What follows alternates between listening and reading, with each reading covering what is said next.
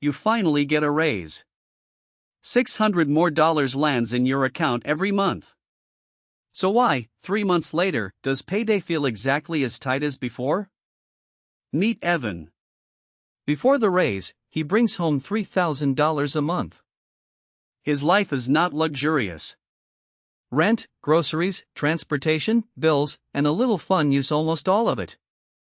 On a good month, he moves $150 into savings. Then the email arrives. Evan has earned a raise. His monthly take-home pay will be about $3,600. The numbers in this story are only an illustrative example, but the feeling is familiar: relief. Finally, there will be room. At first, nothing dramatic happens. Evan does not buy a sports car. He does not book a private island. He makes a few reasonable upgrades. His old apartment has a noisy heater and a long commute, so he moves to a nicer place that costs $250 more each month.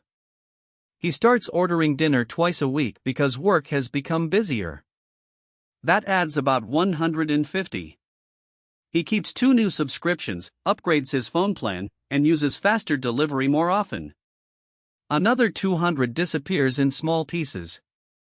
The entire $600 raise is gone. That is lifestyle creep. Your income rises, then your normal spending quietly rises to meet it. The word quietly matters. Most of the upgrades do not feel reckless by themselves. Each one solves a real annoyance, saves time, or makes daily life a little more comfortable. The problem is not enjoying money. Money should improve your life.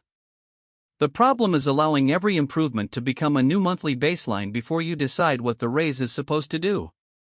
Before the raise, Evan saved $150 in a good month. After the raise, he sometimes saves only $100.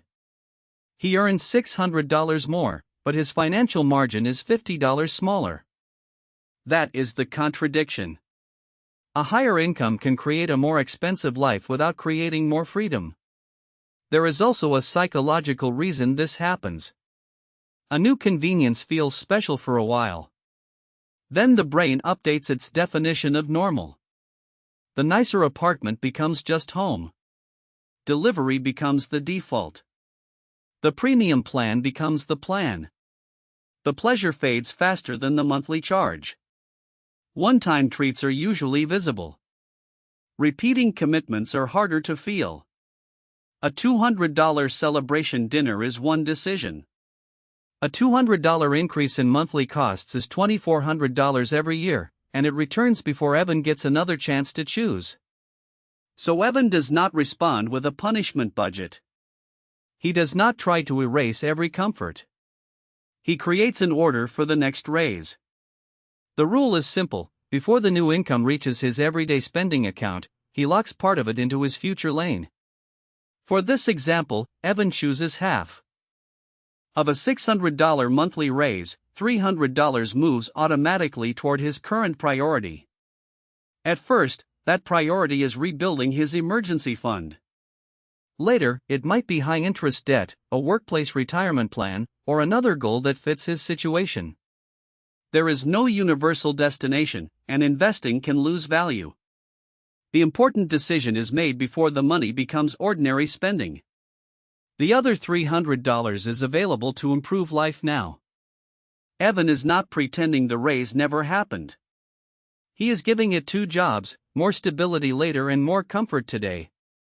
He also uses a 30-day pause before adding a large repeating expense. The pause is not for groceries, medicine, or a necessary repair. It is for optional commitments that will follow him every month: a more expensive apartment, a car payment, a premium membership, or a financed upgrade. During that pause, Evan asks 3 questions. Will this still matter after the novelty fades? What is the full yearly cost? And what smaller upgrade would solve most of the problem? Those questions change his apartment decision. A shorter commute still matters, but he does not need every luxury feature. He finds a place that costs $120 more instead of $250. He keeps the upgrade that improves his week and leaves room for the goal that improves his year. Then he checks the expenses that multiplied without a clear choice.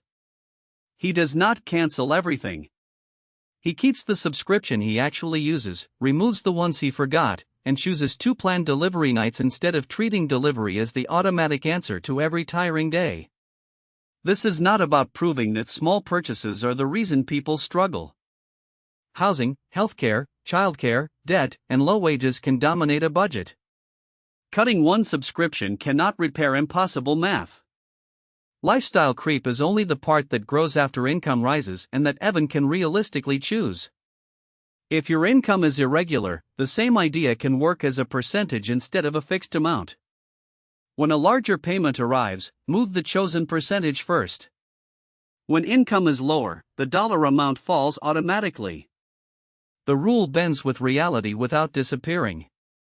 And if your raise is small, the split does not have to be 50-50. It might be 90-10 while you catch up on essentials, or 10-90 while you attack expensive debt. The best split is the one you can repeat and explain in one sentence. Months later, Evan still lives better than he did before the raise. His commute is shorter. He enjoys the conveniences he deliberately kept. But payday no longer has to rescue him from the life created by the previous payday. The $300 moving to his future lane is not a dramatic wealth hack. It is a boundary. It prevents every new dollar from being hired by a new expense. The next time your income rises, celebrate it. Then, before your lifestyle learns the new number, decide how much of the raise belongs to your future. Because the goal is not to keep living like you never earned more. The goal is to make sure earning more actually changes something. All figures in this video are illustrative and educational only. This is not personal financial advice. Your best choice depends on your income, obligations, debt, benefits, taxes, and goals.